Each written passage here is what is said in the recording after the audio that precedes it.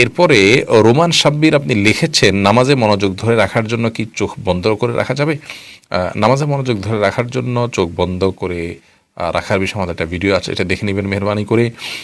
মাঝে মধ্যে মনোযোগ সৃষ্টির জন্য এটি করতে পারেন, কিন্তু এটাকে নিয়ম বানিয়ে নেওয়া উচিত নয়। তুলির রহমান আপনি লিখেছেন, কবরস্থানের জন্য জায়গা দান করলে কি সাদকা জারিয়া হবে? জি, অবশ্যই সাদকা জারিয়া হবে এবং এটা সবের কাজ হবে। এরপরে সহি মাকতু হাদিস বলতে কি বোঝায় এবং হাদিস মানা যাবে কি না? ডক্টর ইসহাক আপনি এআইডি থেকে লিখেছেন।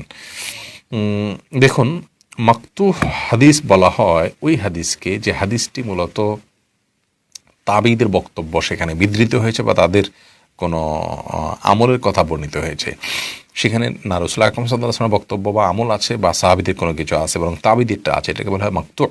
আর সাহাবীদেরটা থাকলে সেটাকে বলা হয় মাওকুফ, আর রাসূল আকরাম সাল্লাল্লাহু আলাইহি ওয়াসাল্লামের বক্তব্য হলে সেটাকে বলা হয় মারফু।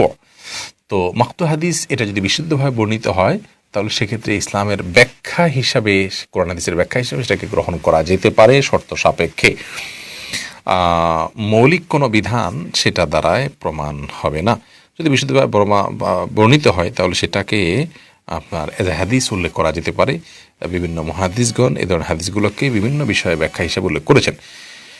এরপরে উম্মে কুলসুম সনি আপনি লিখেছেন, প্রত্যেক মাসের নফল রোজাগুলো রাখার মাধ্যমে কি ফরজ রোজাগুলোর কাজা আদায় হবে? প্রত্যেক মাসের নফল রোজা রাখার মাধ্যমে যে আপনার ফরজ রোজার কাজা আদায় হবে, ব্যাপারটি মোটেও সেরকম নয়। ফরজ রোজা আপনাকে আলাদাভাবে রাখতে হবে, সেই সাথে নফল রোজার জন্য আপনার চেষ্টা অব্যাহত থাকবে। সুন্নত বা নফল রোজা আপনি রাখবেন, কিন্তু নফল রোজা রাখলে আর যে ফরজ রোজা আদায় হয়ে যাবে ব্যাপারটা কিন্তু সেরকম নয়। এ বিষয়ে আমাদেরকে সাবধান থাকতে হবে। বিনা দোষে বাবা মা অভিশাপ দিলে তাকে কবুল হবে? আব্দুল্লাহ মামুন লিখেছেন, কেউ যদি অন্যায়ভাবে অভিশাপ দেন সেটি কবুল হবে না, এটির জন্য কোনো ভয়ের কোনো কারণ নেই। আর তাছাড়া কেউ যদি খুব রাগান্বিত হয়ে রাগের মাথায় অভিশাপ দেন, আসলে তার মন থেকে তিনি অভিশাপ দিতে চাচ্ছেন না, সেটাও কবুল হবে না। কোরআন কারীমের একটি আয়াত থেকে সেটি বোঝা যায়। বিধায় বাবা মা যদি অন্যায়ভাবে অভিশাপ দেন তার জন্য আপনার পেরেশান হওয়ার কোনো কারণ নেই। এরপরে ফরহাদ মুন্সি আপনি লিখেছেন, সুদখোর মানুষ যদি হজ করতে যায় তবে তার হজ কি কবুল হবে? সুদখোর মানুষ যদি হজ করতে যায় এবং সুদ দিয়ে তার পুরো দেহ গঠন করে, সুদের কারবার দিয়ে তার সমস্ত উপার্জন হয়, তাহলে সেক্ষেত্রে তার এই লেনদেন বা এই যে সুদের যে উপার্জন, এটা দিয়ে তার হজটা কবুল হবে না। নবী সাল্লাল্লাহু আলাইহি ওয়াসাল্লাম বলেছেন, তার দোয়া কীভাবে কবুল হবে? যে হারাম দ্বারা শরীর এবং সব কিছু গঠন করে সেটাকে নিয়ে হাজির হয়েছে হজ করার জন্য বা আল্লাহর ঘরে, সেটা জায়েজ হবে না। এনায়েত হোসেন আপনি লিখেছেন, আমি নামাজ পড়তে চাই কিন্তু কেমন যেন একটা বাধা চলে আসে, এই অবস্থায় আমি কি করব একটু বলবেন? আপনি নামাজ পড়তে চান, কেমন যেন বাধা আসে, বাধাটা কী ধরনের বাধা?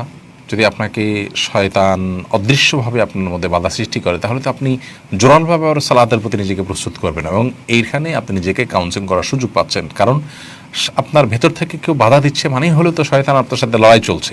এই যে শয়তানকে আপনি আঁচ করতে পারলেন, ধরতে পারলেন, এই ক্ষেত্রে তো আপনি আরও ইবাদতের জন্য আপনার আগ্রহী হয়ে ছুটে চলবেন, সেটাই আপনার জন্য করা উচিত। এর পাশাপাশি আপনার পুরো অবস্থাকে কোনো আলেমের সাথে সাক্ষাৎ করে যদি বিবরণ জানাতে পারেন তাহলে সেটি আপনার জন্য ভালো হবে ইনশাআল্লাহ বিদিনিল্লাহ।